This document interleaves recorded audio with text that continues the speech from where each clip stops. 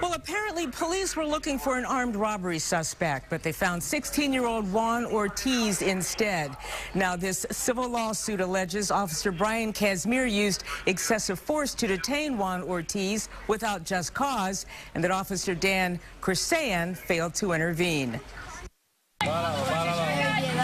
When Juan Ortiz is playing, his dad always keeps a watchful eye. Now, even closer than ever. He wakes up at night a lot. Ramon Ortiz says his son, who's 17 with Down syndrome, hasn't been the same since last August, when, according to this federal lawsuit filed against 2 Cleveland police officers, the boy was the victim of unreasonable seizure and excessive force. The officer attacked him and brutalized and terrorized him for several minutes as the Ortiz family, the father and mother, were begging the officer to stop, telling him that he was a Down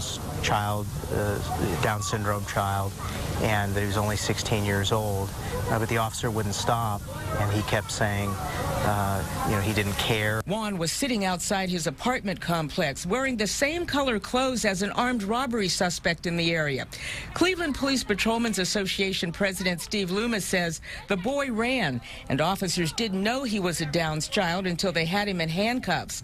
But Ortiz attorney Sabod Chandra says the suspect was middle-aged, white, and over 6 feet tall.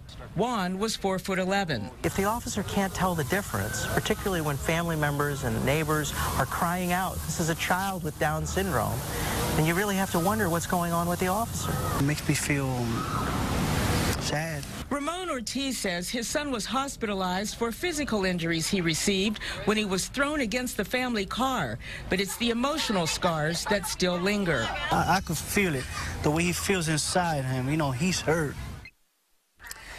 Now, CPPA President Steve Loomis also says the boy was not roughed up and that the officers removed the handcuffs as soon as they realized he wasn't the guy they were looking for. Meanwhile, Mayor Jackson's office says they are fully reviewing the complaint and investigating the facts. In the newsroom, Deborah Lee, News Channel 5.